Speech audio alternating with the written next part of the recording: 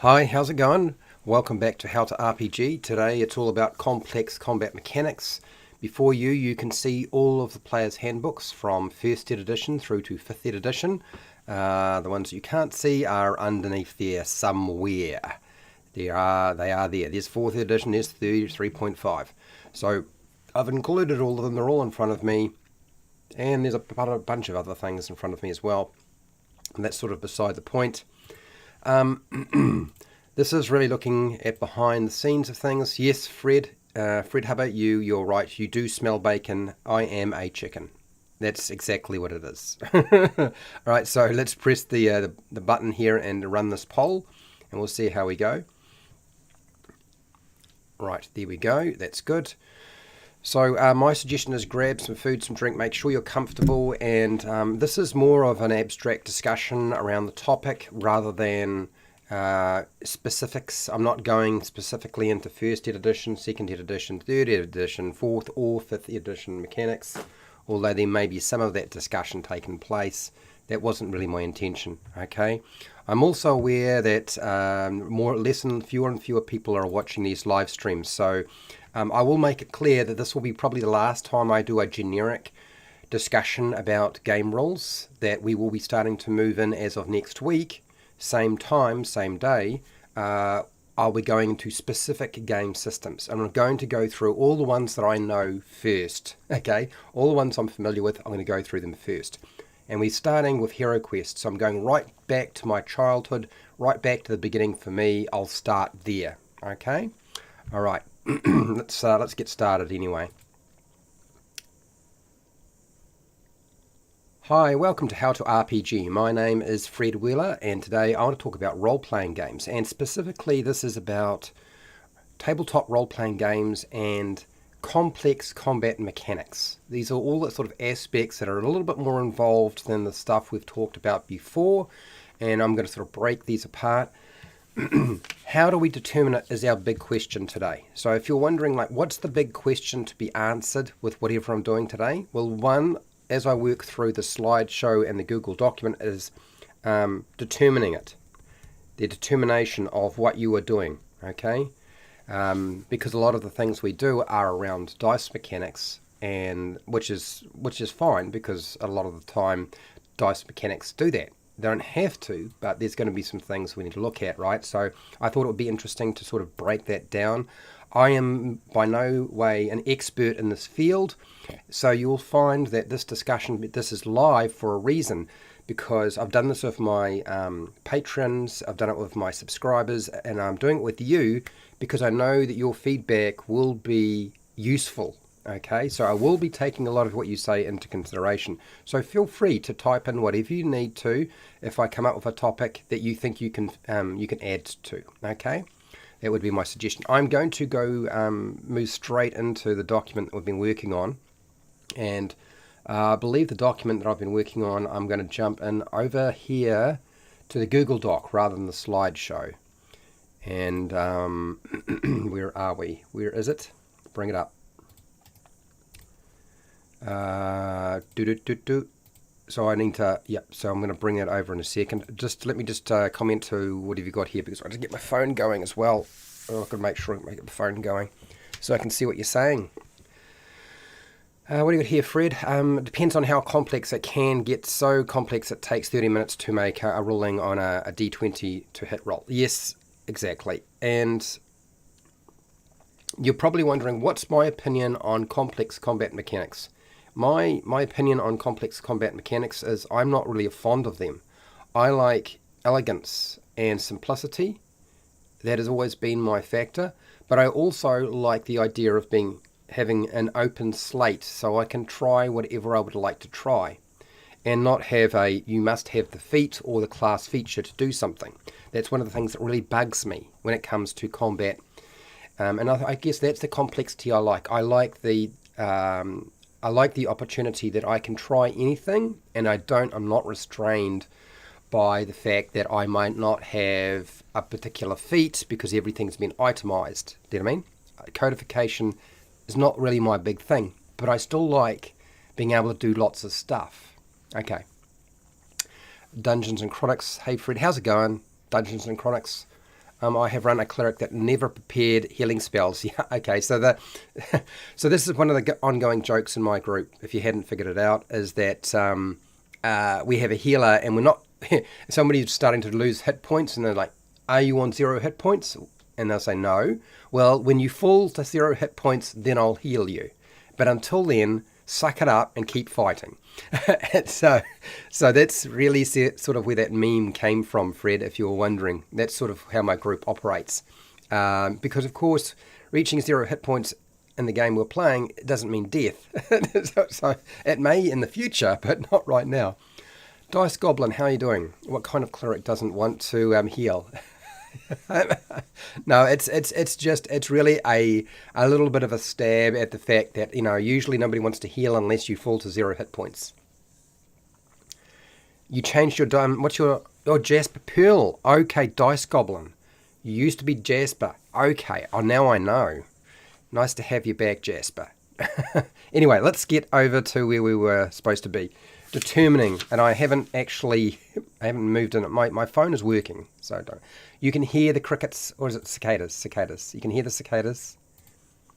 Press the right button, Fred. There we go. Okay.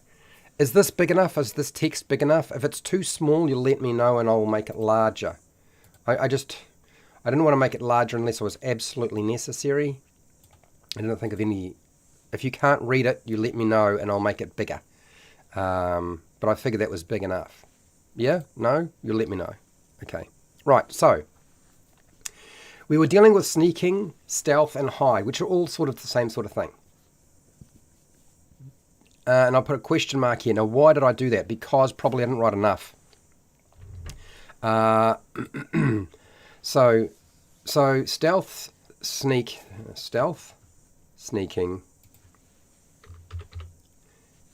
hiding, and infiltration. And infiltration is all about moving around a environment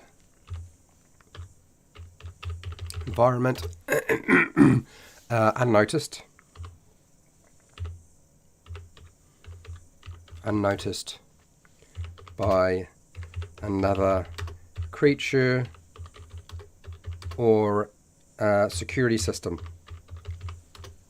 Okay, that's really what we're talking about there.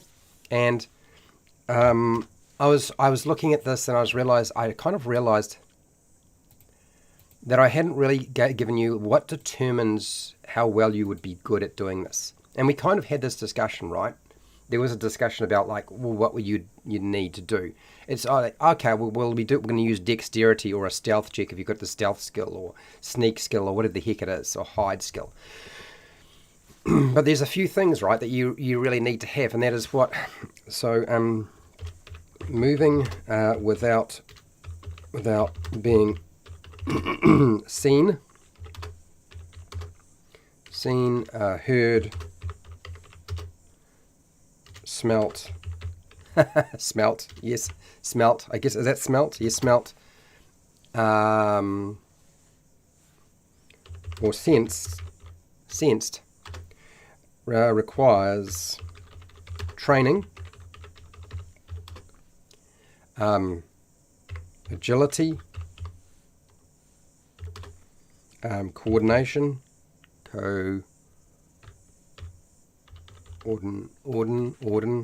ordination,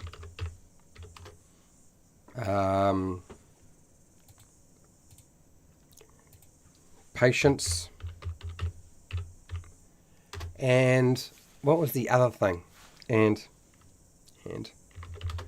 something to you to and some sort of cover or obscuring. Oh boy. What do we got here? Buried X, how are you doing? I've been watching Bill Allen and his spurts, intense. He's got 3 DMs, high level as players. Oh god, complex indeed, not D&D.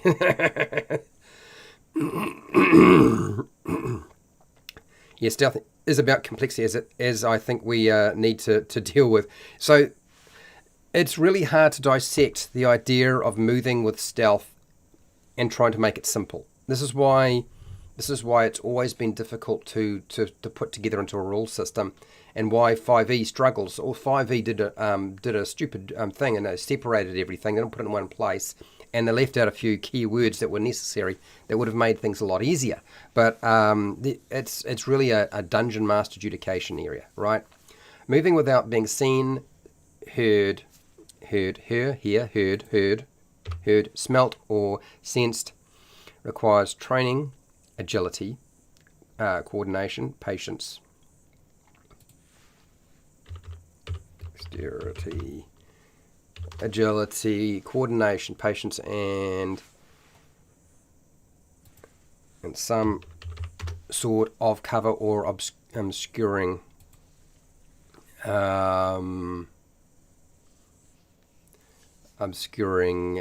what would be effect. That'll do.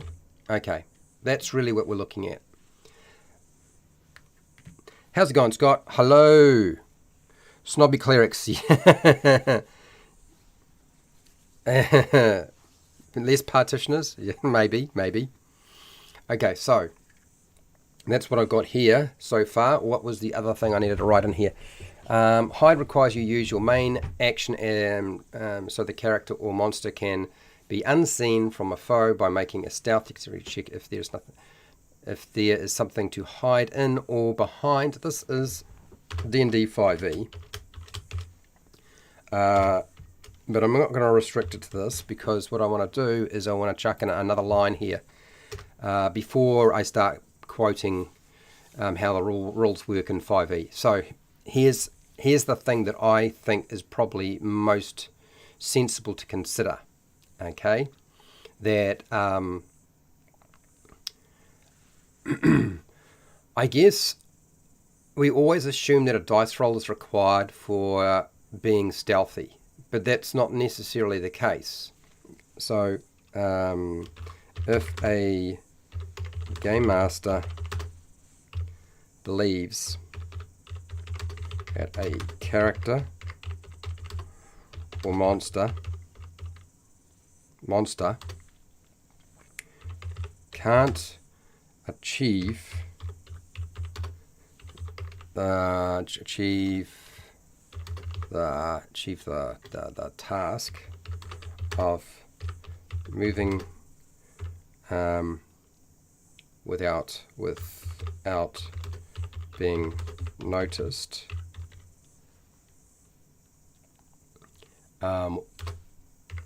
automatically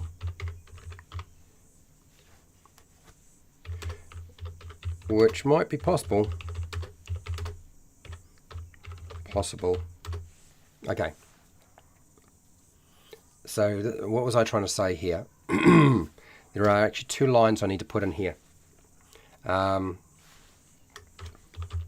there is a chance for failure, then rolling a dice with a modifier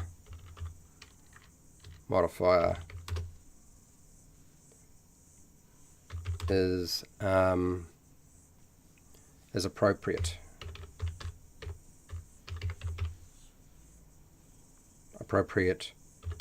Using, and I'm just going to list a couple of things. Stealth skill,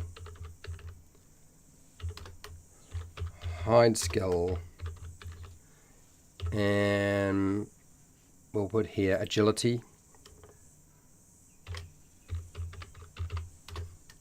How do I get agile? Agile.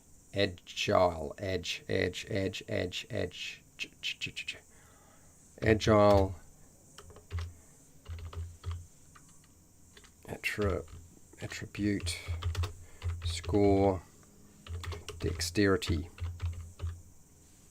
Whoops, dexterity modifier. Okay. I've got this wrong. Let's just change this out.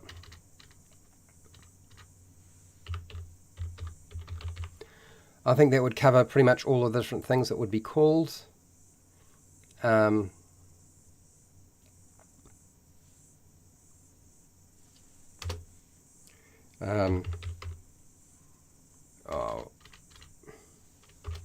infiltration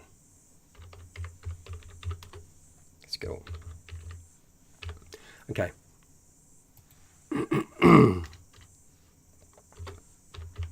Okay, that's what I wanted to say there. So I need to go back because I kind of messed up this first statement here, didn't I? How's it going? Hello, how are you doing, Bible Fire? Cowboy mode is on. I'm glad. Yeah, cowboy mode. I suppose you could consider me cowboy mode. You can see my hat, but you can't see my head because my head's. I'm working. We fail often as DMs, but by not describing the furnishings of the room. No furnishings. That's a big empty room. Nothing to hide behind. Yeah. Make it messy equals cowboy in thematic. Okay. Hey, how's it going, Overboard? Overboard is a patron, also a moderator. He has his own YouTube channel, by the way.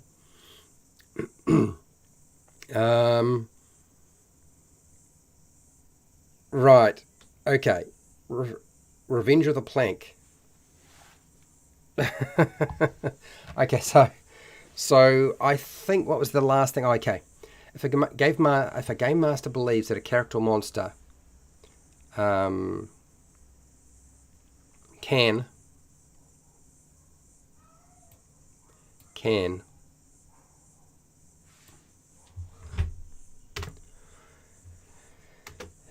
automatically succeed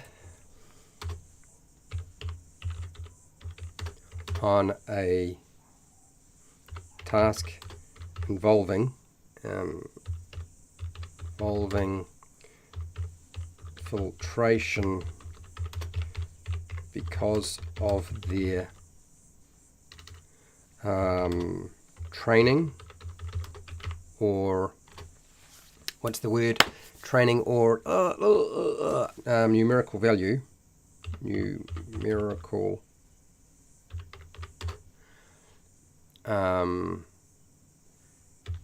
dice bonus.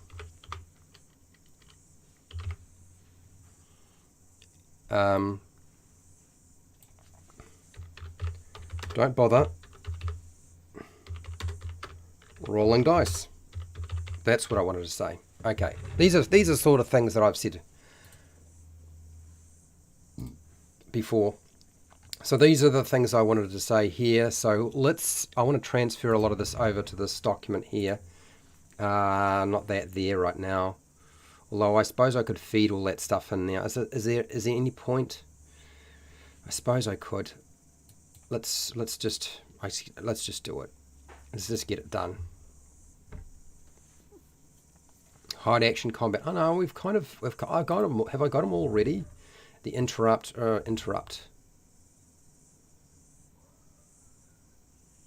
Okay, stealth and combat. There we go.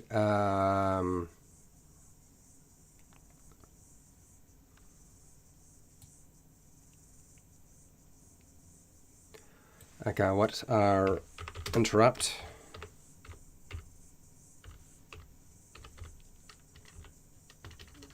Interrupt. Interrupt. Come on, Fred. Get it right. Interrupt. Interpret. No. Interrupt. Okay. Interrupt. For the life of me, I'm struggling with this. I actually woke up kind of late today, and I was like, "Oh no, seriously?" Because I was like, I need another half hour to read through a Dungeon Master guide, and didn't have time. And it's like, that was a lost opportunity. How does grapple work in a fight? We've got that one. Throwing. Okay.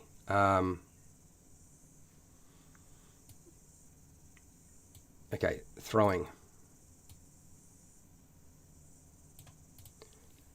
I feel like maybe I needed to update some of these here. Maybe I should. Interrupt, ready, delay. Grapple. Okay, so I've renamed a few things. Throwing, shove. So, okay, so maybe I should do that. Let me catch up and get my mind moving in the right direction. Rolling pin, troll hive versus wrench, I mean. Everything is a mimic. Okay, alright, fine. Question. What are we doing exactly? Making new rules for a custom game? No, Scott, I'm not making new rules for a custom game. What I'm doing is I'm trying to give... I'm very much aware, as you know, right now I'm on this little bender.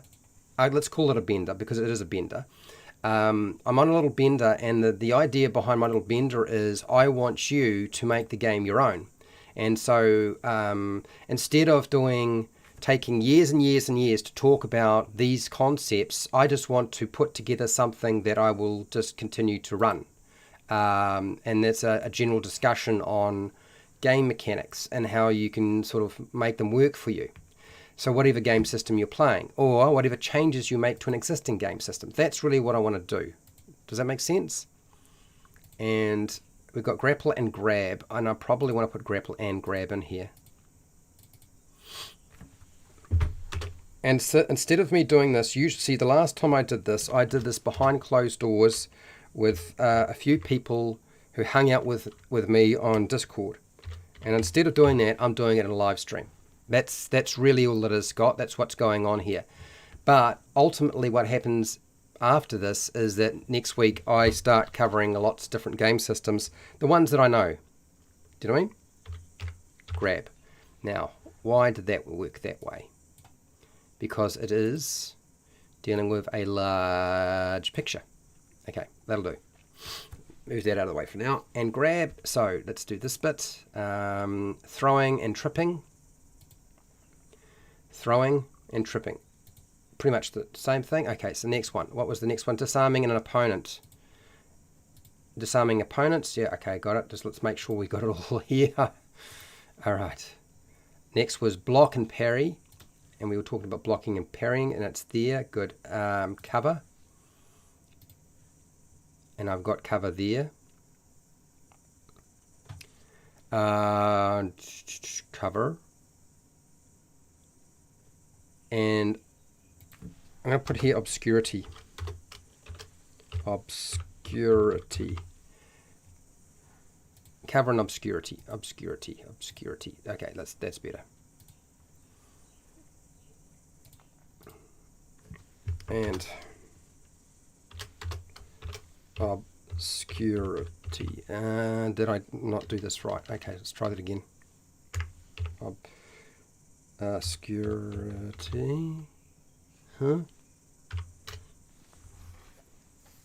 Yeah. So it is. I mean, it is not the. Let's get real. This is not the best way to do a live stream. If you want to ensure that people keep coming back, this is the worst way to do it, probably. But as you know, a lot of you, and we know each other pretty well nowadays, right? A lot of you keep coming back, same people, so you kind of know where my head is at. And so for me, I guess this whole process is about just sharing that process with you. And instead of me doing it behind closed doors, just making sure that you're a part of that process. Because I actually kind of feel like it's important to do so. So that's why I'm doing it this way. Does that make sense? Okay, mass combat. We have mass combat. That's good. Okay, so maybe I'll just make all these block and parry. Is this all like... Okay, block. And no, that's a 7. And parry. Let's just get all the layout sorted out now and then start talking about stuff. Disarming opponents. Disarming opponents. Oh God.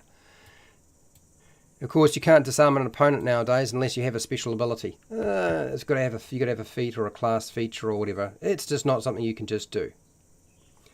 Which is fine if that's what you want. It's not really what I want. I'll say it now. It's not really what I want. Okay, so Stealth and hide. Now, what did I do here? I just messed things up. I just need to scroll down and look at the thing. Okay, stealth.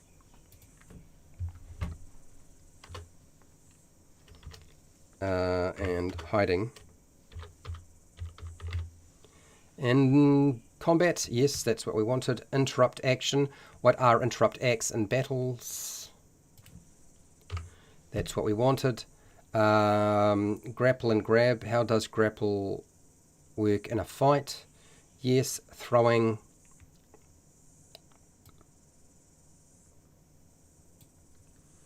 Okay, so throwing and shoving. In combat, that's what I want to put there. Throwing, shoving. We've got disarming, which I didn't have before, so we're going to make this a little bit smaller because there's not going to be enough space, is there? So we had throwing and shoving. Let's put this one here. This is going to be the disarming opponents. Opponent.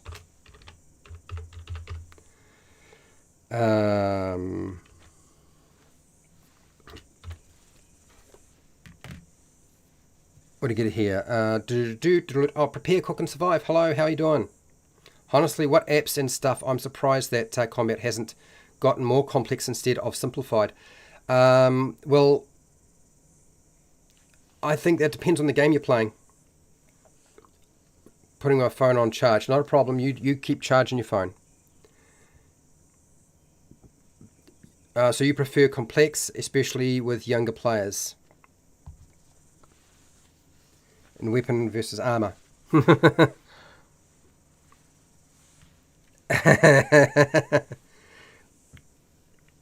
Is close enough that they can't stab you. Yeah. So we used to make when I was doing my martial arts, we used to make, and I said this before, the joke that whoever tried to throw the other first was going to lose. Because counter throwing is hard. To actually counter throw somebody and respond to somebody else throwing you. So whoever tried to throw first, you lose. So you only ever used to do it if somebody was obviously in a vulnerable position and off balance. Then you would capitalize on that, and that's when you would throw, right? So blocking and we're not going to put the word "and" in here, and parrying and parry. In battles, let's put it against opponents. There we go. That's that one. What else did I have? A cover. So different.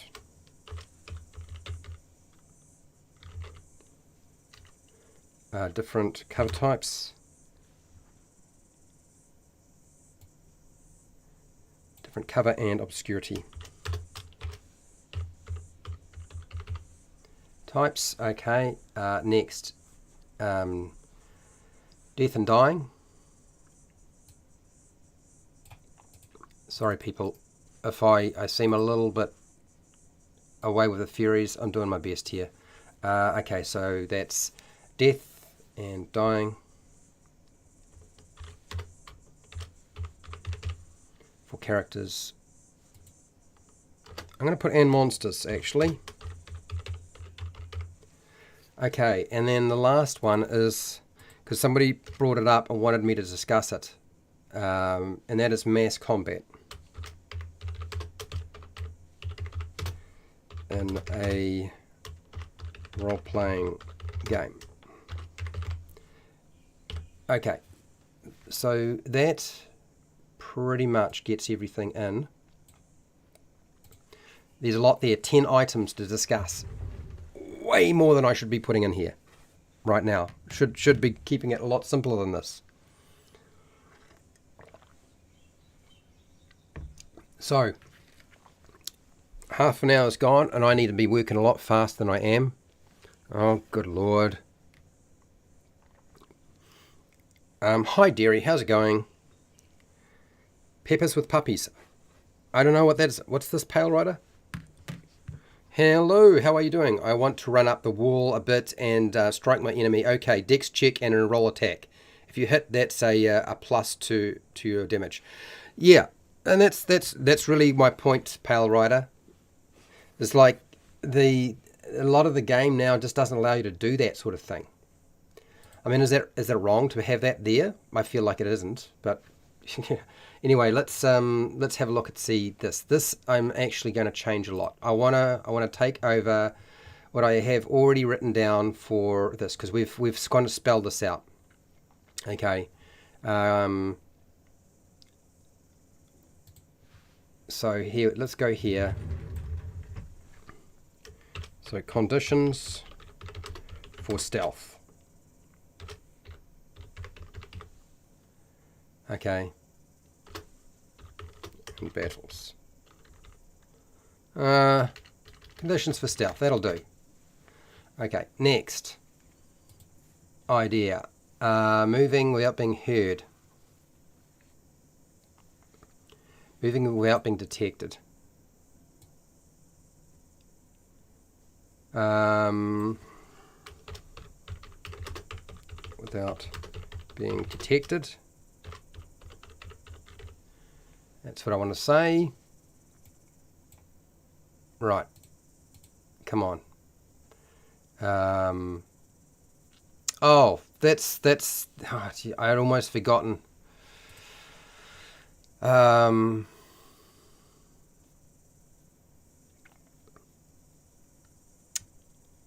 just going to refer here.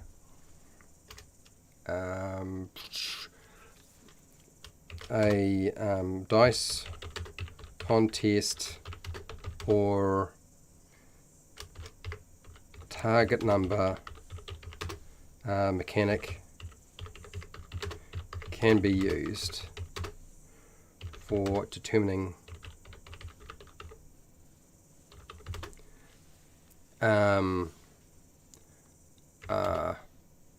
dice rolling mechanic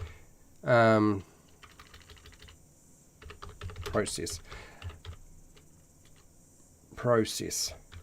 So the idea of the dice contest and the dice and the target number or DC difficulty class, it's so much the same. It's not funny. I mean, if anything, your target number, if you decide, is you just really with your monsters, you're kind of like pre-rolled the dice to determine what the number will be, and then all you've done is you then added one if you're using a target number or DC.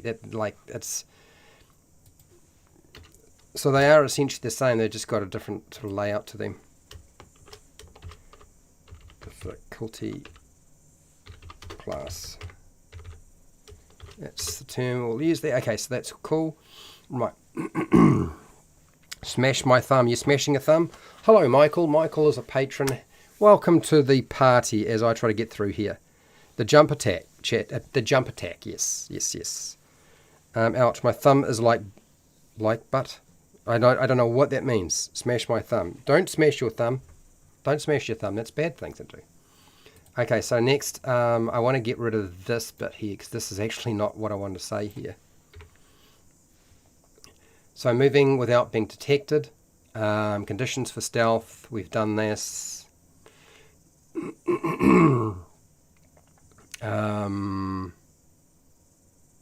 Okay.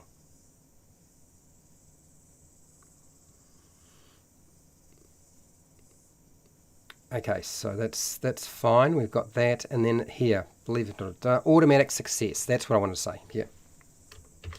Automatic success with training.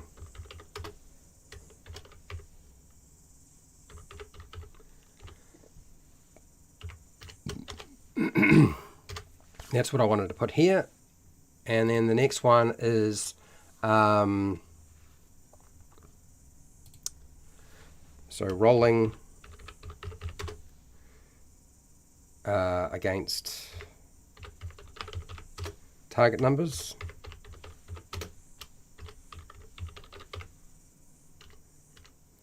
And then rolling is a contest. And then what was the last one here? Was that all of it that I had here? Contest, target numbers, chance of failure, hiding, the hide action, okay. I think that was everything. And, okay. I think that was everything that I needed to say there, mostly. Characters and monsters. Monster checks. Monster dice tests. Okay.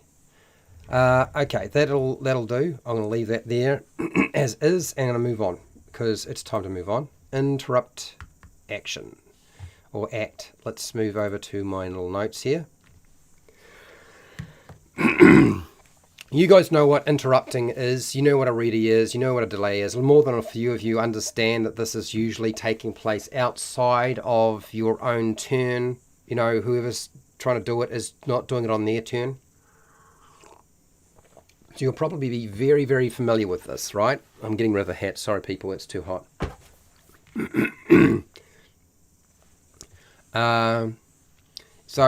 Delaying a player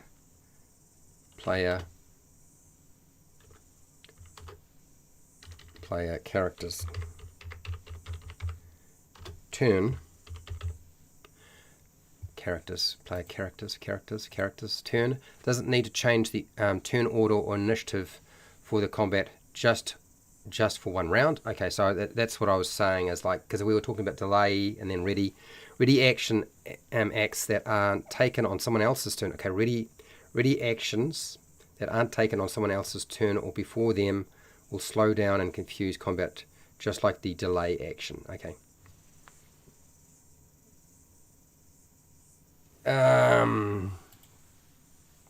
Yep. Ready requires you use main action. This is basically the 5e mechanics. So basically, ready actions in 5e and any other system we've really played, if you're playing Dungeons and Dragons, it's you have to have a trigger. You have to stipulate what your trigger is, and then you do it.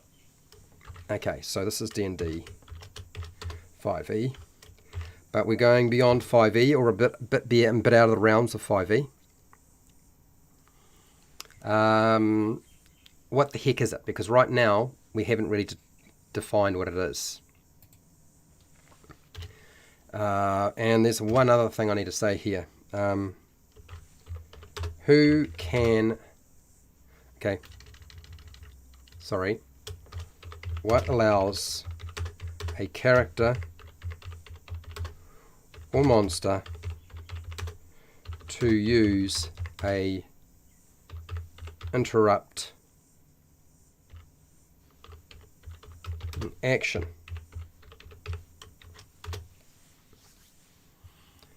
Well, the opponent taking too long to perform a combat maneuver,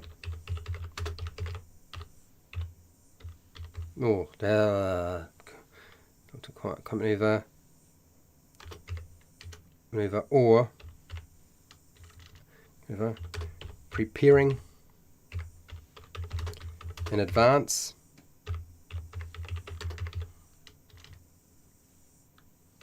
and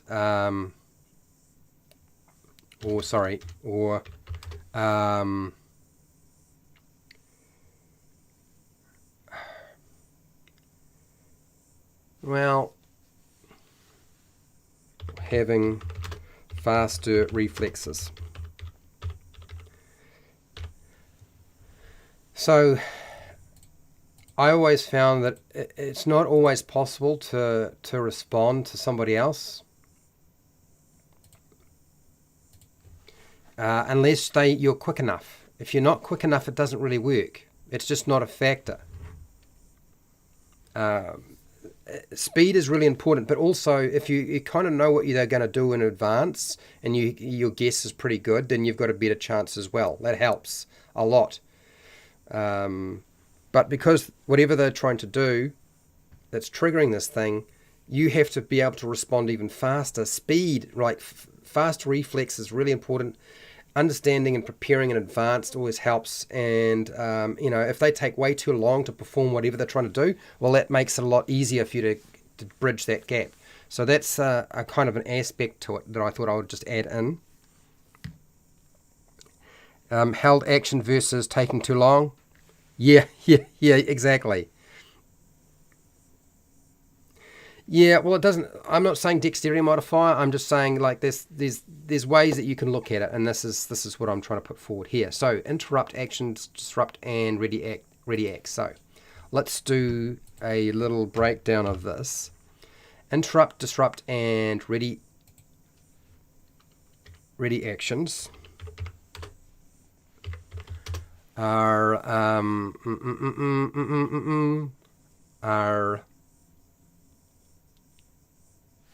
generally a response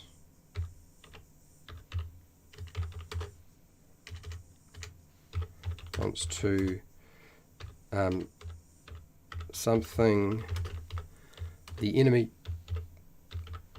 does.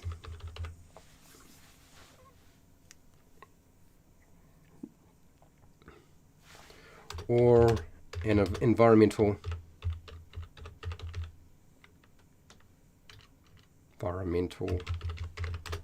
event.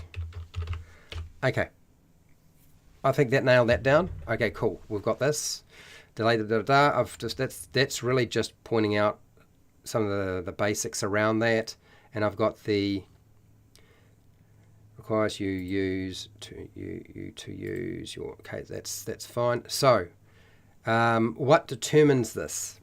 I guess this is the next thing that we need to sort of have a look at, right? Is like how do we determine that?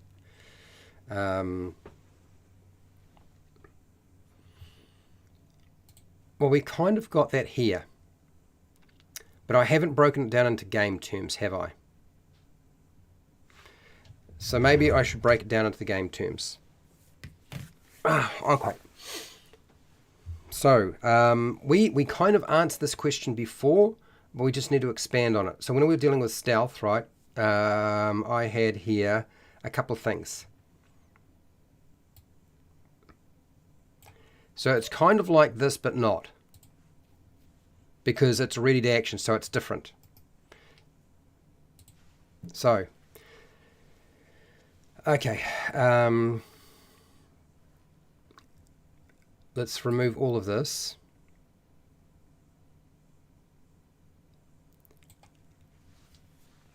So the ability, the option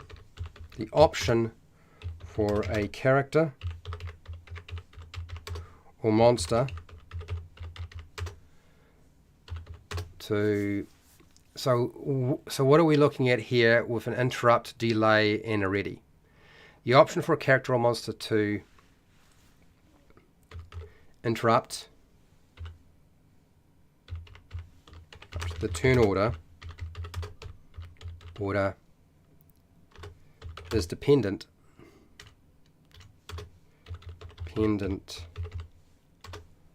on not this. It's really not this, but it could be. So the option to interrupt turn order might be. That's what I want to put here. Might be dependent on agility attribute modifier, dexterity modifier. No, not this, not this. Planning in advance.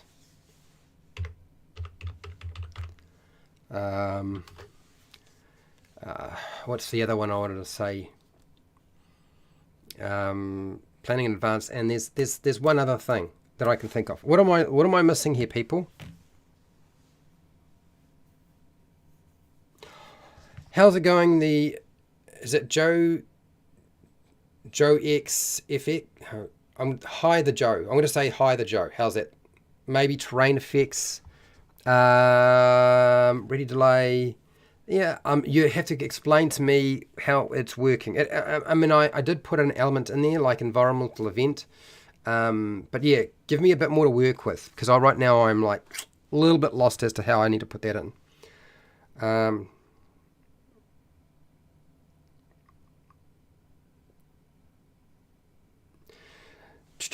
Well, that's a good question. I suppose if you've decided to do something that the game master decides takes more than just your turn to perform, that would be a bad thing. Do you know what I mean? So if you have something that requires you to use, like if we had the old system, like 3.5 had a full round action, or you had your full action. And a full action could be easily disrupted rather than the standard action in 3.5. So if you're looking at something like that, or something that runs over more than one turn, can be disrupted if it takes a while, like casting a spell is a good example. It's like if your spell that takes longer than just your turn to cast, that's a problem, right? So that's a good example of it. Bring back penalties and called shots. Oh, I don't know about that. If you want to do that, you go for that. But I'm not suggesting it. During Prohibition, a winery dried their grape juice and sold it in small blocks labelled, "Do not add 8 cups of water in a jug and let sit for 4 weeks, as this might turn into wine, and that is illegal." Oh my gosh. I don't know. How does that relate to this conversation at all, Fred? I don't know about all smarter. -5 or disadvantage. Yeah, well, if that's how you want to do it, you go for it. Semantic or verbal component, so long as they have a reaction, I give them a dex DC. Okay, all right. But yeah, so spells would be a good example. So the option for a player character or monster to interrupt the turn order might be dependent on agility attribute modifier, dexterity modifier, speed. I don't know, speed of the character. And there is one other thing. Or was that it? I think that was it.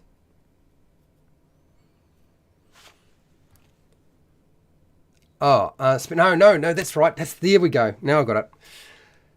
When somebody does something that is really stupid, the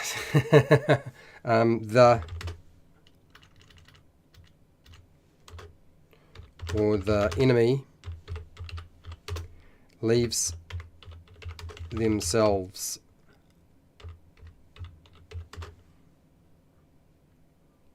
or the enemy is vulnerable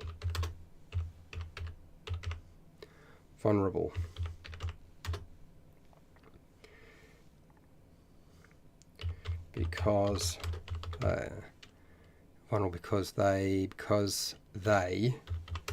left themselves open to be exploited.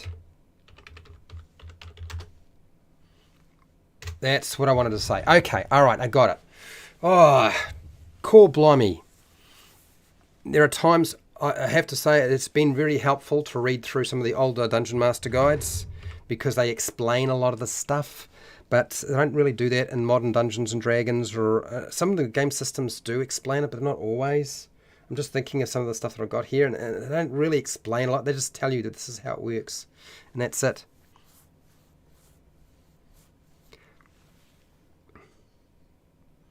Disengage action. You're talking about 5e specifically, and I'm not really talking about 5e specifically. The whole point of the disengage action is and 5e is though you don't wind up getting exploited, but that's not really what this is. What you're talking about is an opportunity attack, which is a different thing. Yeah. And I have kind of eliminated the discussion around opportunity attacks, haven't I?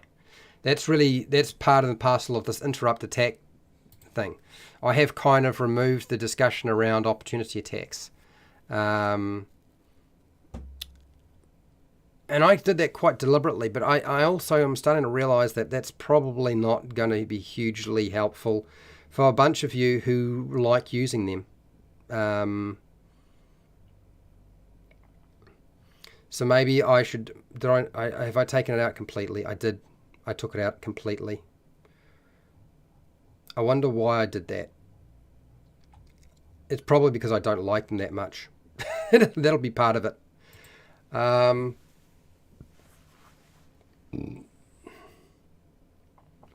It's actually another form of interrupting and disrupting. It's really what it is. So I will add in a comment regarding opportunity attacks. So opportunity attacks are a form of disruption or interrupting the flow of a combat turn because the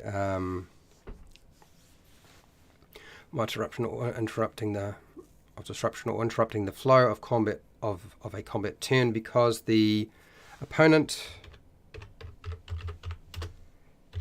did something that made them vulnerable.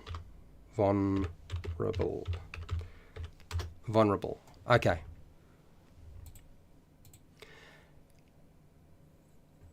So there we go. I think that covers all of that stuff. There's a lot of stuff there. A lot more than I was expecting and I'd wind up typing up, but it's there. It's done. And you guys have... Thank you for mentioning opportunity because it sort of threw me in the right direction. I should have remembered to make sure to make a mention of it, because it's an attempt to codify that idea, right? So it's now in my little list of things. The Darwin factor is when someone wants to do something that is obviously going to fail and insists roll a d20 and determine just how badly they fail. Okay, all right. Dear. Just bounce. Yeah, that's all this is. The Joe is just bouncing ideas off and trying to get them down, because we don't often have these kind of discussions. Let's get real. If you're in this live stream, this is a nerdy discussion. This is a very, very nerdy discussion. Question, Michael. Did the vampire we made get uploaded? I thought it was really cool. So Michael, I'm aware that you guys probably want the monstrous characters that we made from Esper's Kickstarter. I'm going to try to upload them this Friday. Because you've mentioned that specifically, I'll make sure that is the first thing I upload. I will upload all 4 characters that we made as PDFs. They should be fillable PDFs, so you should be able to go in there and adjust them and make adjustments if you want to. If you see I made an error, or you need to add anything, or you want to just use it, I mean, it's up to you. I don't know how useful that is to people in general, but Michael, yes, the vampire, the ogre, the arachnia, the minotaur, they'll all go up at the same time, okay? And I'll do the same thing with the Star Wars characters. When all of the Star Wars characters are made, because we're making Star Wars characters next week. Again, got 2 more to go. I'll upload the whole bot as a big, huge batch. Does that make sense? Clinging blades is fencing, spearing is dueling. I prefer Indiana Jones' solution to sword play. Shoot the guy with the sword before he gets close. I think that's a good idea. Absolutely. All right, so I need to transfer this stuff over before we lose time. So let's go here. Take out that, and let's add in the different things. So what am I trying to say here? Okay, What is a interrupt?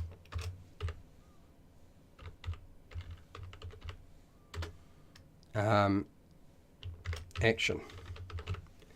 Okay, let's do that. Next one. What is an interrupt action? Okay.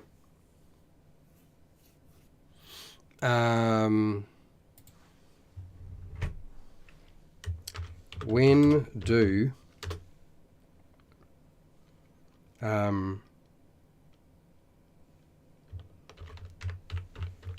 reactions occur? Happen. Yeah. Let's just make this a bit smaller.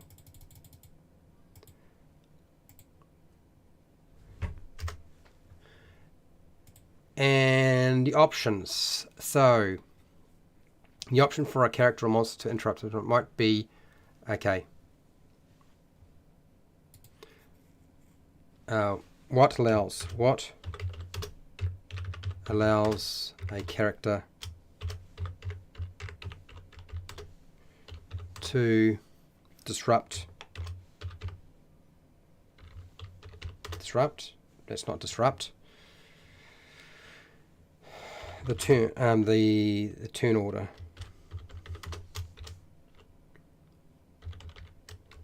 These are a lot of questions that we're hopefully answering. Okay, and it's getting smaller and smaller and smaller. Let's just do that. Okay, what do you got here? Okay, so you're happy with that, Michael? Okay, good. So we've got that sorted out. We're talking about dogs now. Yeah, that's basically it. It's breaking the sequence. Did I not say that? I thought I had said that.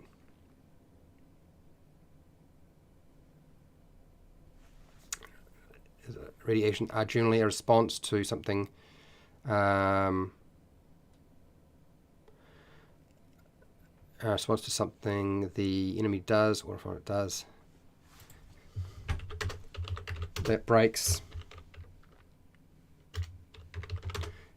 the normal turn order. There we go. Are we happy there, Fred? I think I've got that down. Okay, that was number 3. We're on to 4. Delaying a player's turn.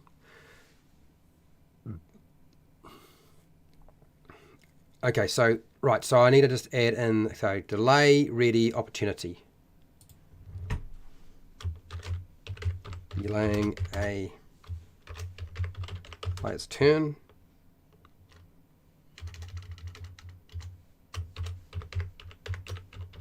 Turn.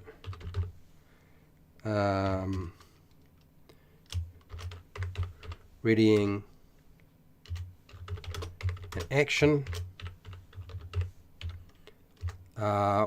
Opportunity attacks. Opportunity attacks. And was there one more? Did I have one more in here? No, I've just stated the ready action for 5e. That's all I've done there. Okay, so I think that's covered all the things we needed to do. Let's just put them there. And dump. No, that's way too much. It's probably way too little. Let's try that one more time. No. Yes. Happy with that. Let's just drag this down. Okay, that'll do. That's good enough. All right, so moving on. Grab and grapple. Okay, one of my favorite topics. Break time. Is it break time already? It is break time already. Oh, jeez, that was fast. And I clearly I'm moving way too slow with all of this. Way too slow. But anyway, we are going into a lot of detail on these things. Grab and grapple.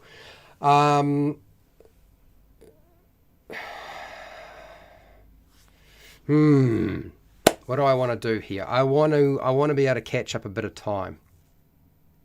So we're going to scroll down a little bit. Miscellaneous.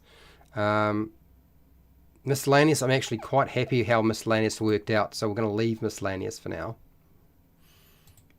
None of that is really a big issue. I'm actually quite happy with that. What I want to do here with the... Okay,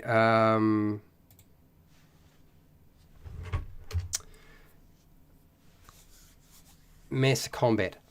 We had this discussion before, and that is that not really suitable for a character when a character-driven role-playing game. Better use a different system.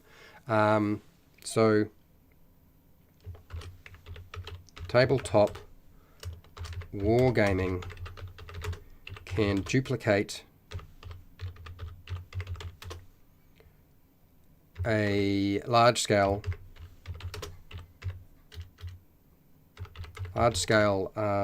battle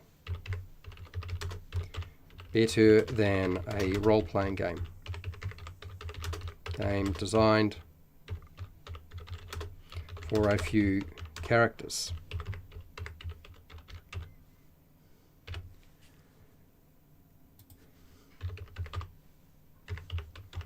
Playable characters.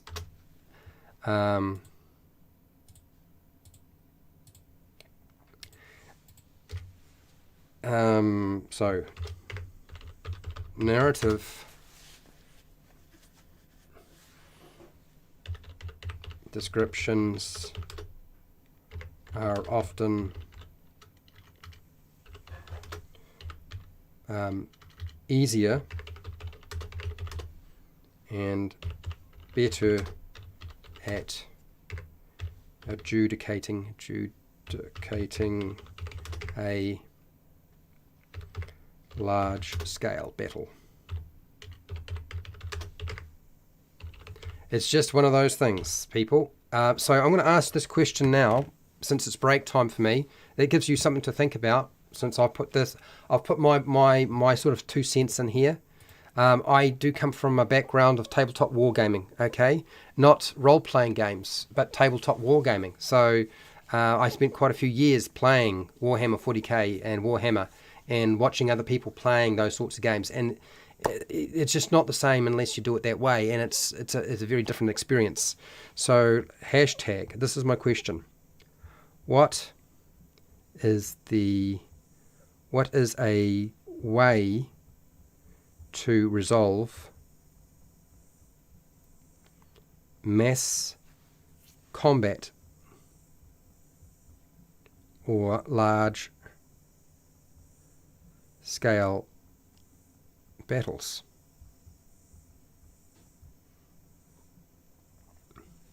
I'm sure all of you have different ways of dealing with this, so I'm going to put that question forward while I take a quick break, and it will be very quick. I'll be back in no time at all, 5 minutes or less, probably a lot less than that. I'll leave you with that question.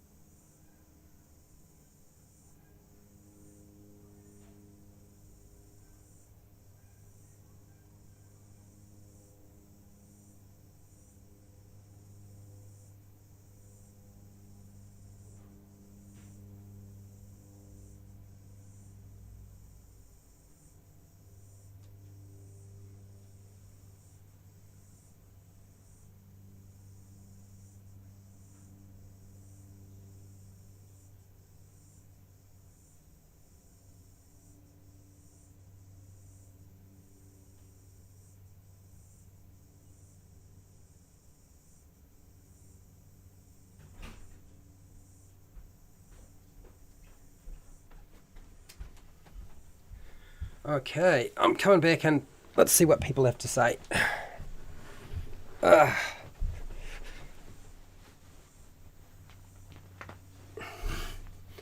Alrighty ho.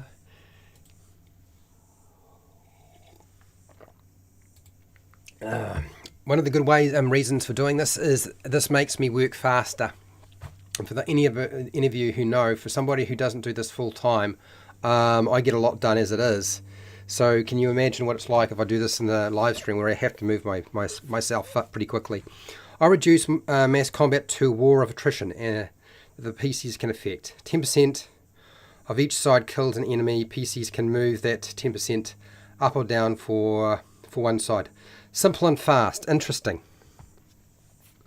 Dungeons and Chronics, a combined group hit and attack points. Yeah, I suppose you could. So we'll a few options to keep it simple. Keep it simple. Mass attack or mass combat in 5e, the rules for them are sucky. I can assure you I have never found them very desirable. But anyway, so a few options to keep it simple is using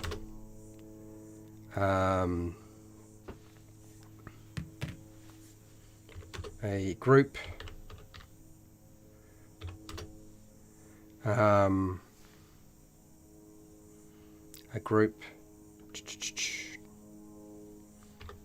hit modifier, which is what we do in tabletop wargaming anyway. The group modifier, group hit modifier, and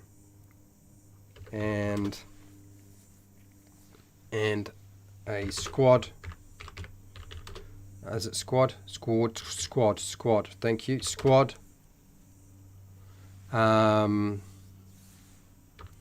Wound or hit point.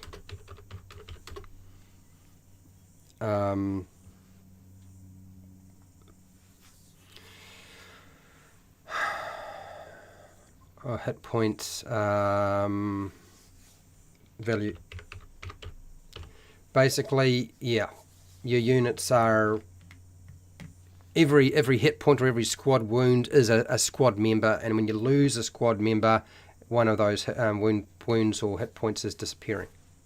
So that's very much what they do in 5e. By the way, Dungeons and Chronics, that's what they've got in the Dungeon Master Guide. Shiner81, hello, how are you doing?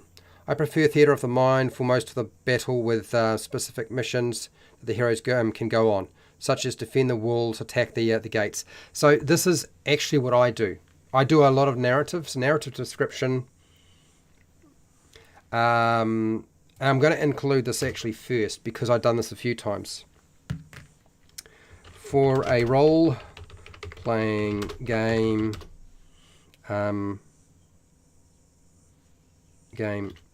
it can be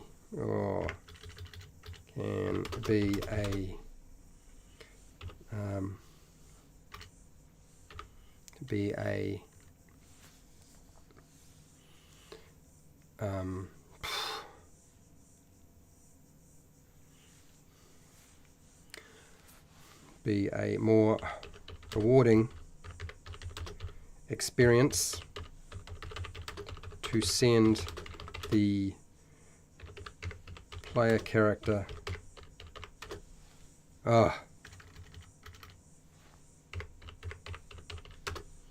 group on small important key missions throughout a large scale battle. So I used to do this quite a lot, such as, defend the trebuchet or the catapults, or attack the enemy catapults, or fend off the flying dragons that have mages hurling fireballs, or infiltrate the camp and poison the water well, something like that. So yes, disrupt the supply lines, that sort of stuff. Right, so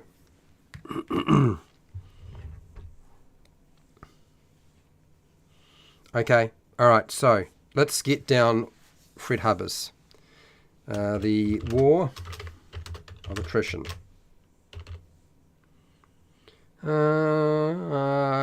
Attrition, where player characters affect the percentage of troops lost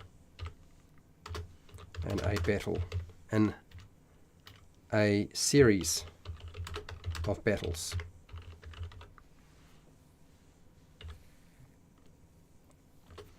Okay.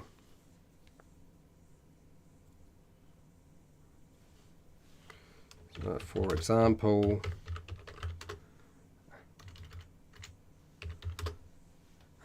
example 10%. Where is it? Where's my percentage? 10% of each warring side is lost, but characters can adjust this percentage with some sort of task or action. Okay, there we go. I think we've got that one down. How do you think? How does that look to you? Depends on whether there are siege weapons present or not. Well, yeah, again, sieging, there's a whole conversation in itself. Okay? And there's no way we can get all of that done today. Although the idea of talking about sieging a castle, I would love to talk about it. But let's get real. In our current climate, there's so many people who don't do that sort of thing. How many of you actually have player characters who have a castle in their game? They actually own a castle. They haven't just explored the castle, the ruined castle, but they actually have a castle. I bet you there aren't that many.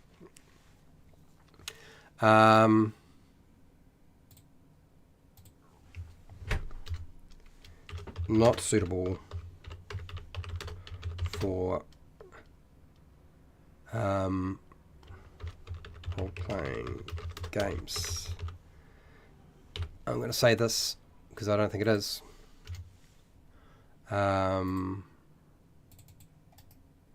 Role-playing? Why is it doing this to me? Let's go down and keep going. Role-playing. Fine, do that. Separate it if you must. Okay, tabletop.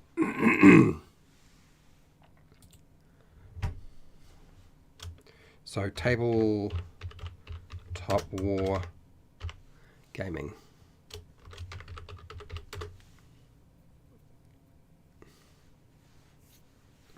Tabletop wargaming.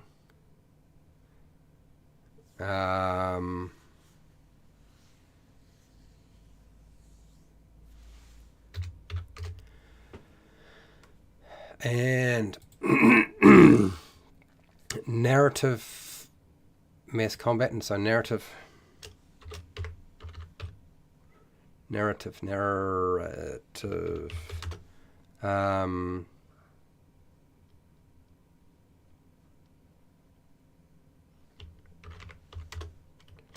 war scenes,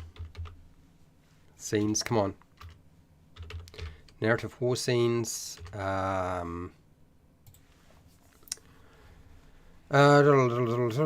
okay, so special operations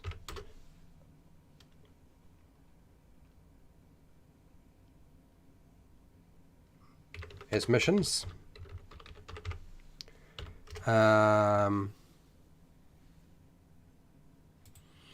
Okay, so so this is,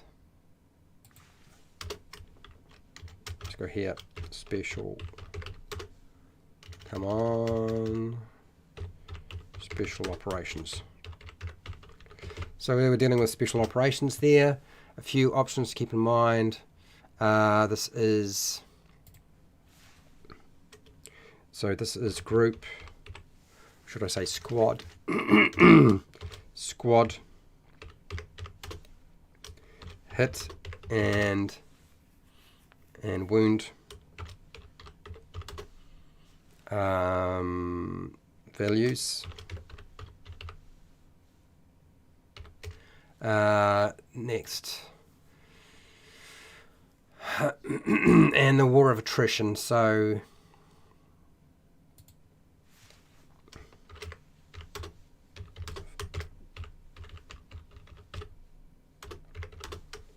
as attrition as war of attrition as percentage. Is that what I want?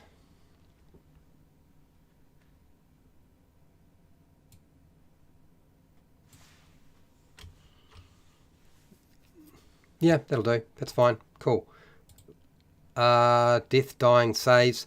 Geez, did I have that much nailed down on death dying saves? I actually had written a shite load. We had a huge discussion about death dying saves, which I will go over very quickly, and I will write in because it's mostly done.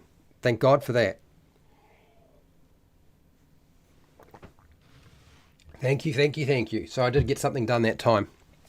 Okay. Not bacon ground or fed. What? Yeah, definitely. Mass combat is a huge task. I have homebrewed stuff, but it's a lot. Yeah. Fred, I believe you. I've had, how many people have owned castles in my campaigns? I think only one. They've owned a manor, a castle, a flying ship, a spelljammer ship, a few other things, but castles, only one. And that castle was... Did they own it? They were trying to own it. I think they were trying to own it. Oh, I can't even remember. It doesn't come up that much in modern games nowadays, unless you're kind of the old school.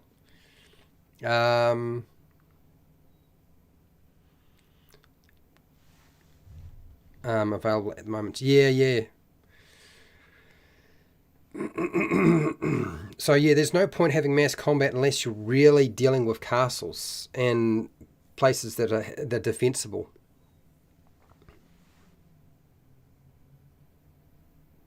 Yeah. So you don't. Yeah. So this is the thing: is you don't storm the castle, do you? You wait them out. How's it going, Phil? How are you? You love mass combat.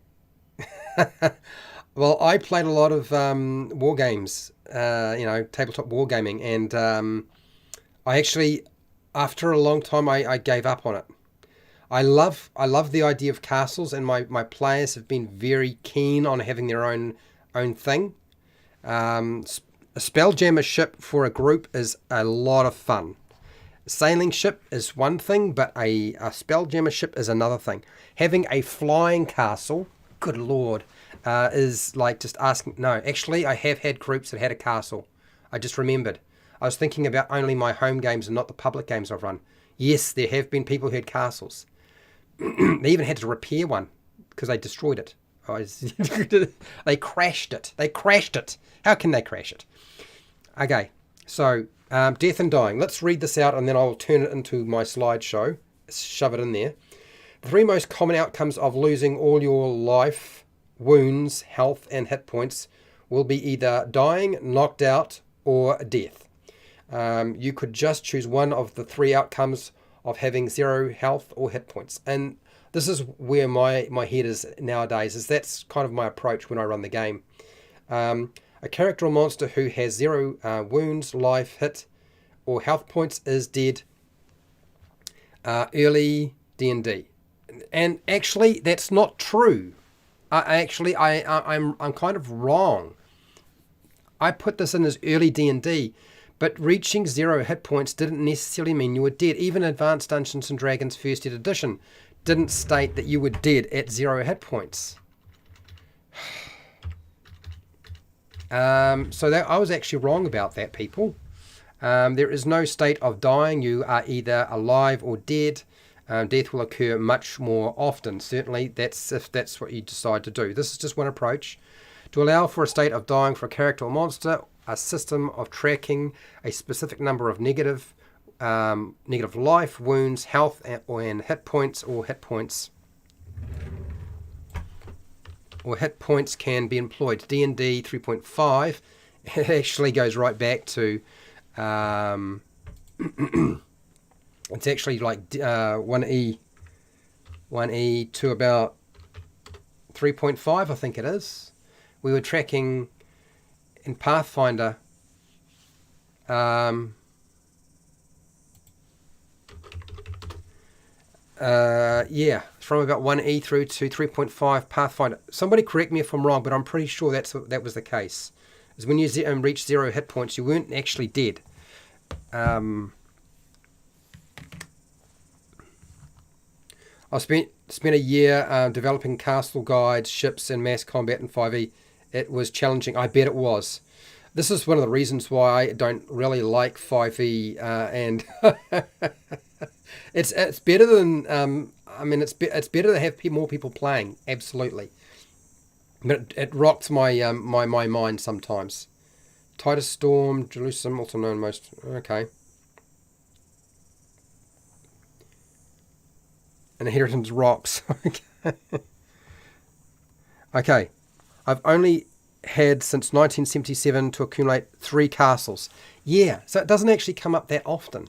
I was thinking about it. I haven't been playing as long as you, Fred. And I would say I've only had 2.5 castles. I wouldn't even say it was 3.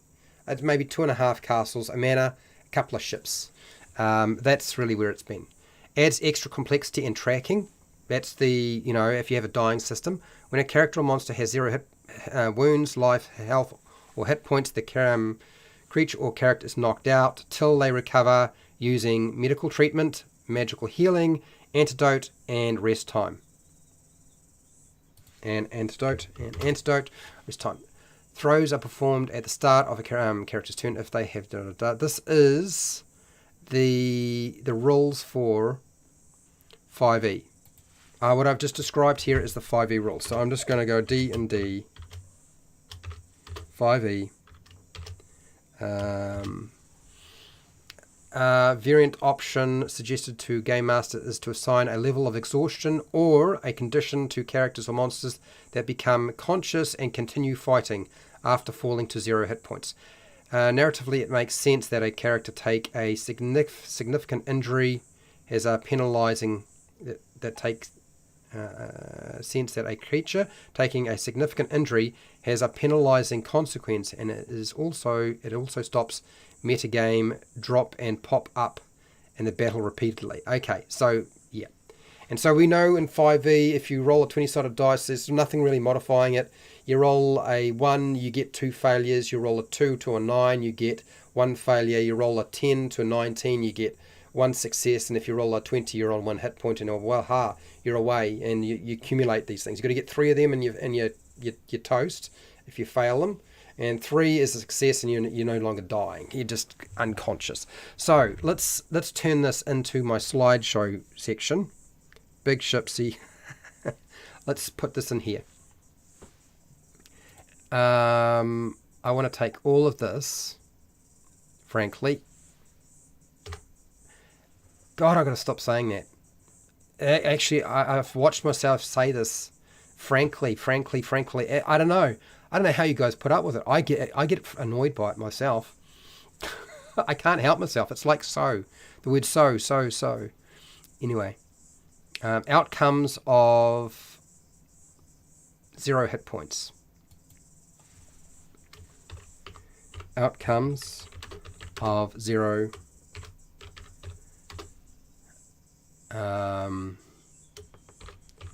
hit hit or health points. Okay. And the next line is, what are we putting in here? Character does 0 hit points on it is dead. Okay. So dead. Dead at 0. Wound or life points.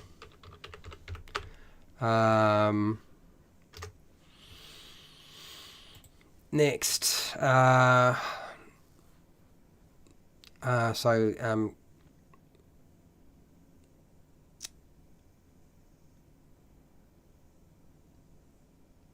so negative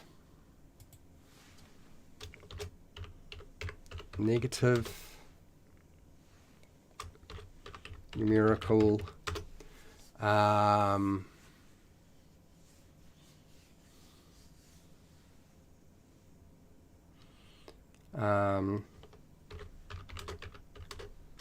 health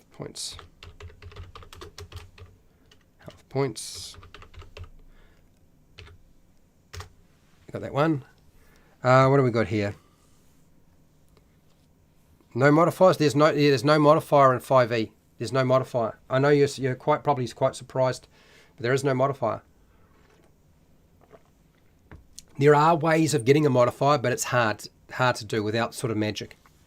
We used to reduce Constitution by 1 each time the PC died. Raised PCs had less chance of surviving each time. Eventually 0 Constitution, can't raise them again. Yeah, I can believe it. Is it Kyle Rell, how's it going? Right, okay. No, you can get. I mean, Bless will allow you to do it, but yeah. Okay, so this is okay. So knocked out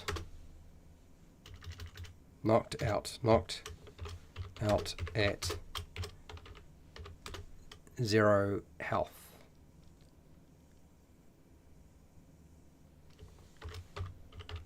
Life points.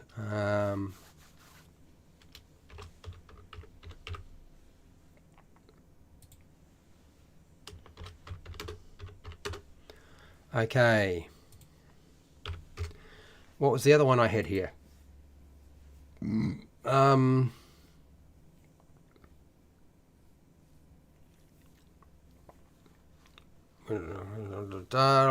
Something like that. And then the other one we had here is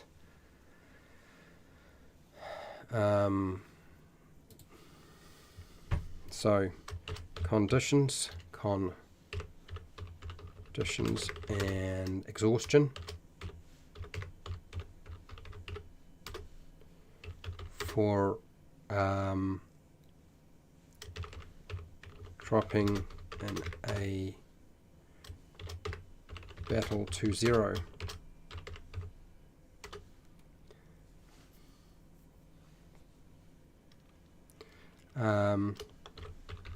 Or wounds.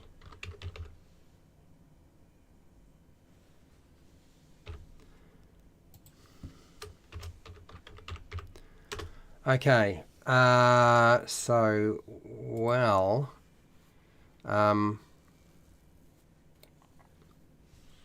what is the other thing I needed to add in here?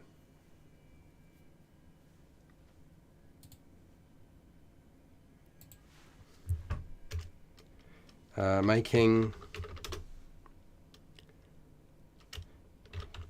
death and dying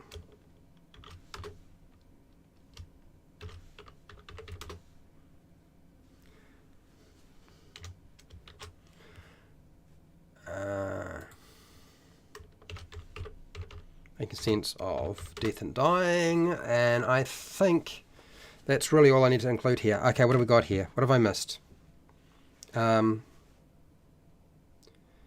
Renaissance Festival in California, we who live in certain camp decided we'd call each other Sam. The other camps started using it too. So we became Frank. Love it. Yeah. Okay. I use the word Frank and so many times that people will probably get confused that my name is actually Fred, right? But you could probably think, is that Frank or is that so? Anyway, I'm playing with you people. I'm just mucking around. Okay, let me just get this done because frankly, I'm doing it again. It just happens. It's like a disease. Okay, cover and obscurity. Good Lord, did I do enough on cover and obscurity? Let's have a look and see if cover and obscurity was... Yeah, I actually did a lot on cover and obscurity. Let's have a look and see what I have written down for cover and obscurity. For the life of me, I don't know. Numerical bonus can be applied to armor class or defense when a character or creature is behind partial cover of some kind. This can be a +1, +2, +5, +10, etc. Numerical bonuses can easily be forgotten for cover and require more effort to employ in a combat situation, which is why a lot of people in 5e don't even use cover. The benefit of numerical bonuses for cover are you can make small incremental adjustments. Yes, you can. That's why they have them. Partial cover of any kind can be represented with disadvantage on an attack roll made against a creature using cover.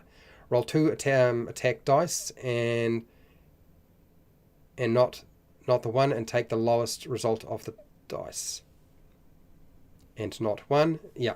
So basically, yeah, disadvantage would be a smarter way to deal with cover if you ask me. Okay, cover can make it more difficult for attacks to hit and spells to affect characters or monsters. Half cover, right, okay, so this is the 5e.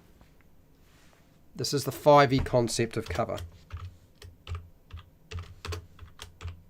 I'm going to make that, stipulate that there. Okay, but we have obscurity too, and so I think there needs to be a differentiation between, there is a difference between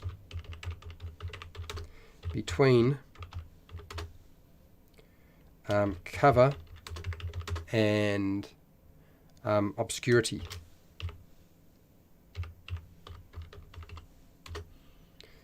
In a battle.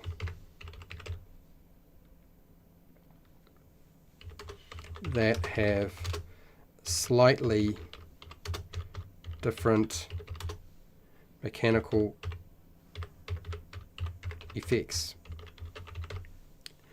And we kind of...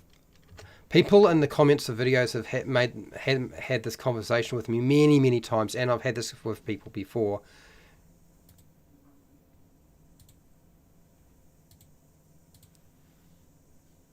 Okay.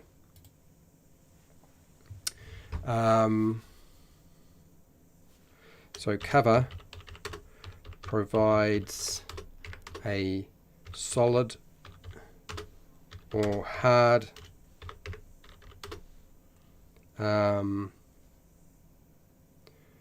section of terrain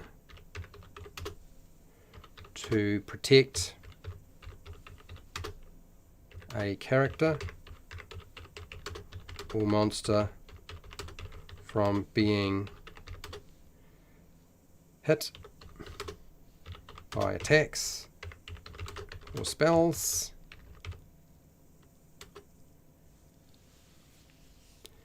and affects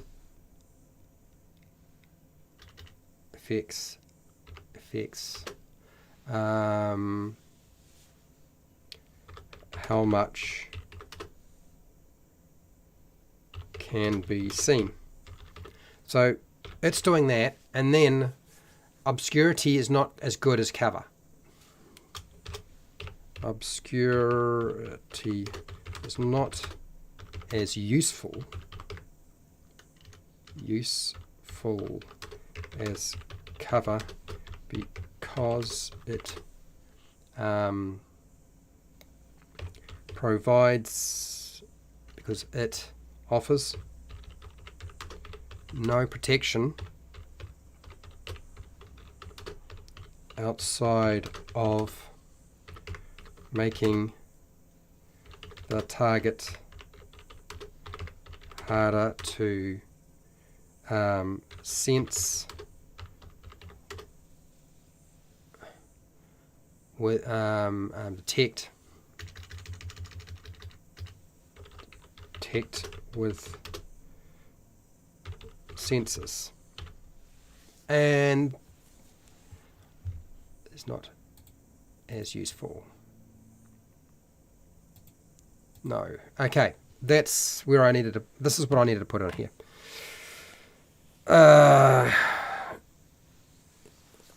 If how it gets cancelled, go to Frank or so.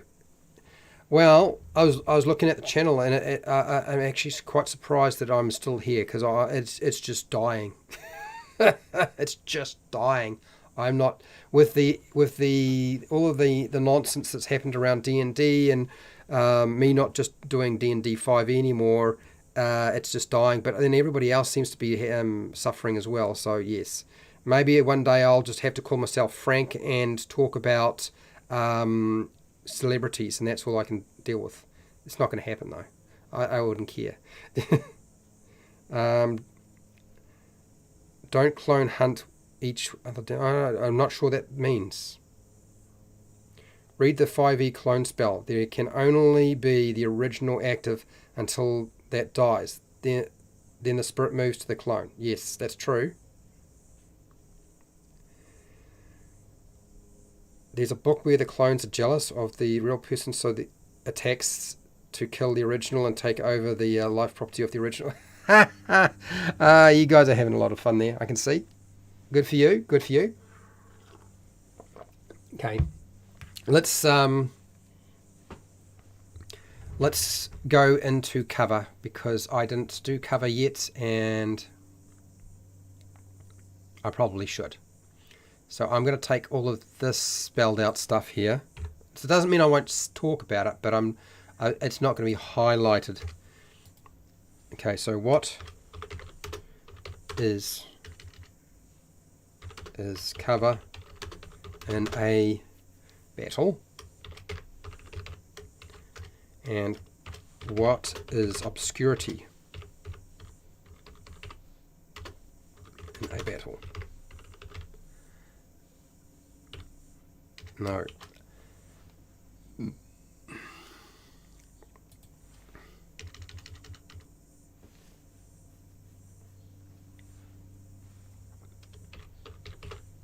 All right, let's get that there. No, come on. Highlight. I keep struggling with that word. I don't know why. Anyway, okay. All right, so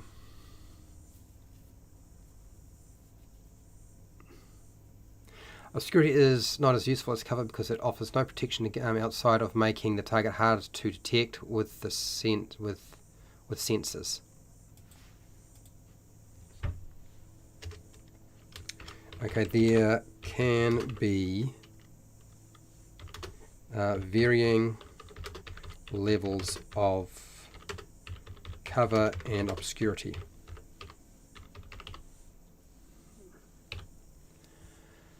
I have no desire to go into a lot of detail around obscurity, because it's just not as it's frankly, I don't even think it's not as quite as important as the concept of cover.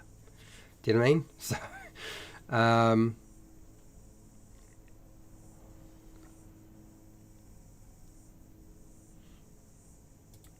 okay. What is cover in battle? Obscurity.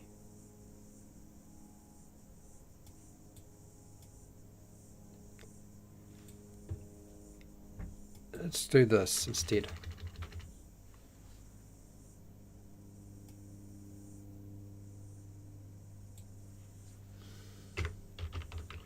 Effects.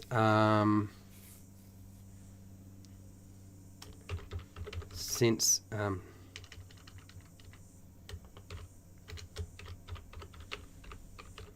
Detection and sensors. Okay, that's what I'll put. Cool. Next. Numerical values, I've got that down. No, cover protects the characters or monsters. Okay. Okay, so it's not what I wanted to do here. So let's just ditch this and go here. And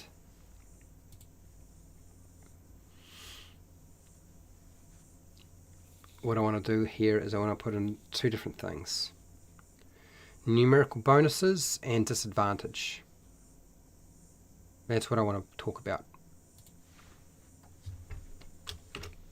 Numerical bonuses for cover.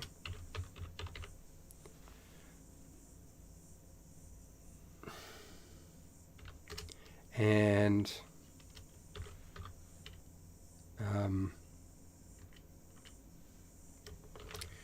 re-roll dice mechanics. Mechanics for cover. With cover. Let's do this. Okay, so let's make this a little bit bigger. And that is that one put to bed mostly. I think that's what I needed to say there around cover. Okay. Right, parry block. There is a few here that I haven't done very much with. And I haven't done anything much with parry and block. My brain is a little bit fried too right now. I'm wondering if I'm even going to be able to... Yeah, parry and block I've done very little with. Well, what does Fred do when Fred is losing his mind? I almost feel like it's time for me to just pack up the shop and go go to work. But we've got throw and we've got grab and grapple. Which do I want to talk about the most? Do I want to talk about grab and grapple? Because I really don't know that I've got the headspace for disarming an opponent. What do you got here, people?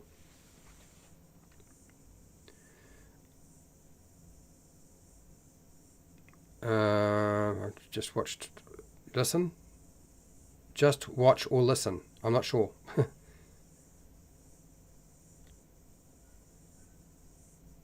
Okay.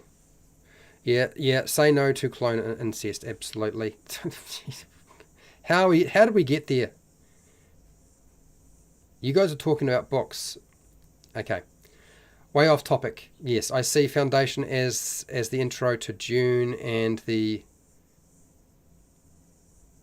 Yeah, okay, alright, okay. So now you guys are talking about this sort of stuff. Karate Judo is intense. Go to bed. Well, no, I've got to go to work. I start work in about 45 minutes. In 45 minutes I go to work. So while I'm still working here, am I able to actually just talk about grabbing and grappling? Because it's something I do actually know a little bit about since I did it for so many years. Do I want to do this? Is it worth it? Because I'm looking at this and I'm thinking, do I really want to? Do I really want to? Should I leave it for another time? You know, this is one of the reasons why I'm doing this live, people. Because if I had to sit down and write this stuff up in my own time, I'd fall asleep. Honestly, I'd fall asleep. I'd be, oh, that was really interesting. I know that sounds terrible, doesn't it? Doesn't it sound awful? Fred, really? If you think it's going to make you fall asleep, what do you think everybody else is going to wind up doing? Are they going to fall asleep? No, there are some people who want this sort of thing. I'm aware of this. And I am too, because I have to deal with... I've been trying to make a role-playing game, and so I have to deal with all these things. I have to think about this sort of stuff, and I'm not a professional game designer, so I don't spend all my day sort of sitting there cranking through these sorts of things. A veteran grabber, yeah, okay, I suppose you could. I want to be sure your opponent is close enough. Yeah, that looks like a repeat statement there. Um, so Palladium, I'm aware of Palladium, but I stay away from Palladium with all of the horrible things that AJ tells me about it in terms of the rules. There is a lot of stuff that's really great about Palladium, but I don't think it's necessarily the rules itself. They have rules, but it's very simulationist. And I don't think that's for me. Okay, so here we go. Here's one of the things that I have struggled to communicate. Grabbing.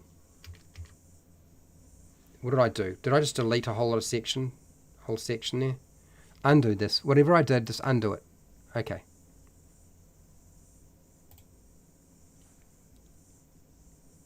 Okay, there we go. All right, there we go. So grabbing is not the same as a grapple where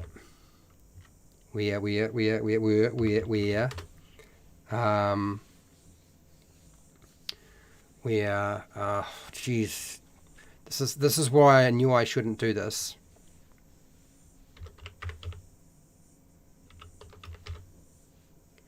Grab, define.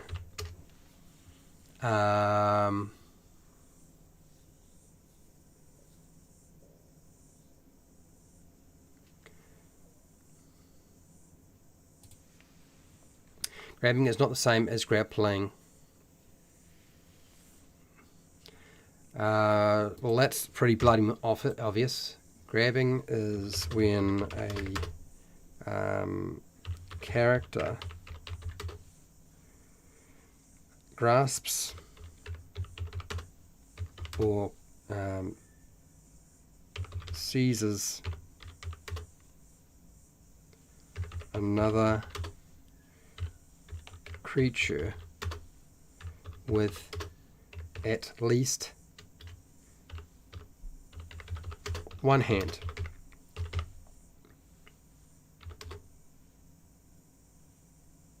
It has very little mechanical benefit.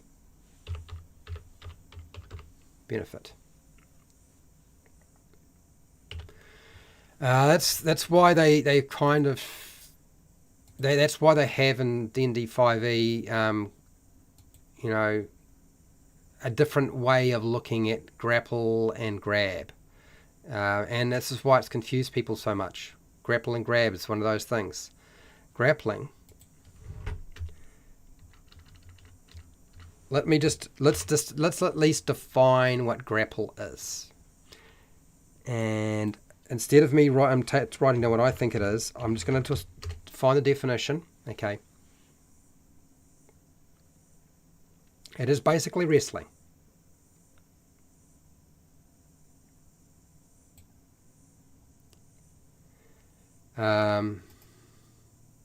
Copy.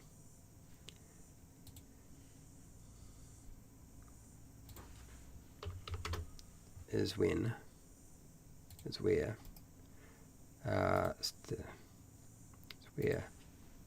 a character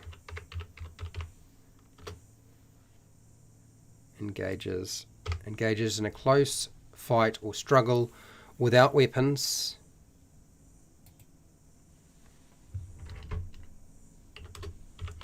by wrestling,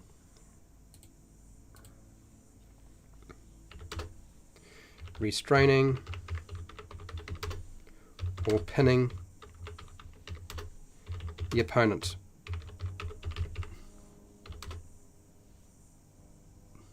Opponent. Why can't I get this right? Opponent.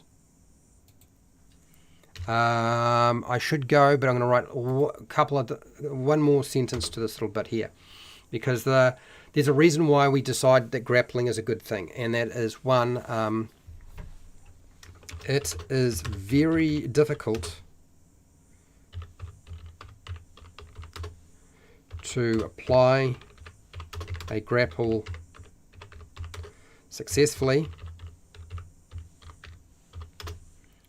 without placing one's self in harm's way. Get hit by people striking you, and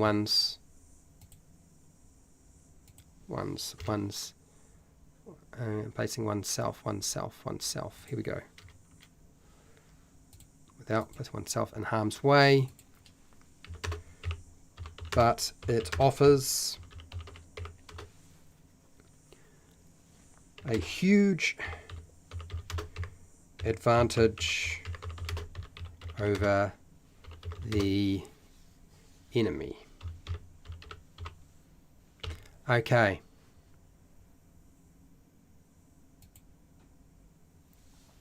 That's what I wanted to say.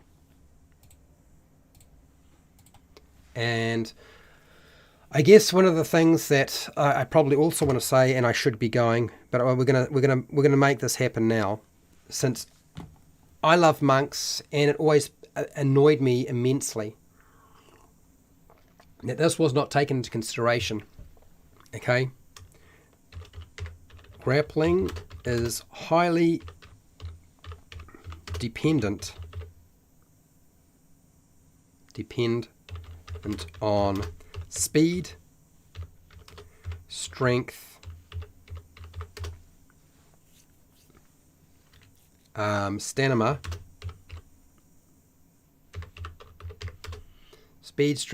and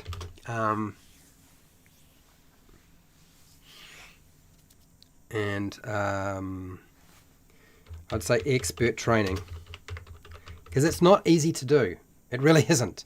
It's one of the hardest things I ever had to teach anybody, was teaching people to grapple, and doing it without getting hurt, and when to do it.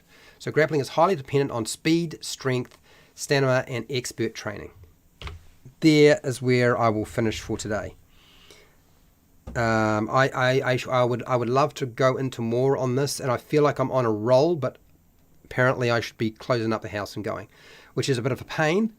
So what I'll do is I will highlight this section here as well, knowing fully well that I have to continue it. I probably won't be continuing it with you guys, because frankly I just don't think there's enough of you who feel like hanging around while I discuss abstract conceptual stuff around combat mechanics. I mean, seriously, it is some very nerdy stuff, right? Let's get real. It is not what the general YouTube population are really looking for. Why am I doing this in the first place? Anyway, dear. Let's end my poll. Let's see how you guys feel about complex combat mechanics. How many people actually responded to this? I'm kind of interested now. So, do you like complex combat mechanics in your role-playing games? Yes, 47%. No, 28%. Undecided, 20%. Just watching, 3% out of 25 votes. So that tells me really, ultimately, that only about half want it and half don't. And this is always where that problem lies when you deal with that sort of stuff. Yeah, it's like, well, we could go into it, but really? Yeah, okay. So, look, there are times where I do actually present myself as being potentially a nerd, although I'm probably the stupidest nerd in my own home group. And out of the world of nerdy people, I'm probably not the smartest nerd out there. I'm at the bottom tier of this. Anyway, hey, a big thank you to all of my patrons who support me on Patreon, so that I can get up to this sort of ridiculous mischief. We will return to covering and demonstrating game rules next week. Okay, we'll do Hero Quest, and then I'll move on through all the other systems that I know. So don't worry, I will finish this stuff. I just won't do it here. I just don't know when. We'll get to it eventually. Anyway, thank you to all my patrons. Thank you to everybody who took part in the poll today and who's been commenting in the chats or just watching the live stream. Big thank you to you. Or if you're watching the replay, thank you for doing so.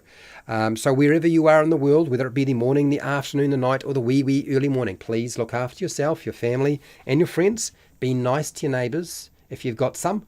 And hey, till next time, keep rolling those 20s. Oh, Dungeon Master Guide. Doing that tomorrow. Okay, it's a different time, 2 hours earlier than normal.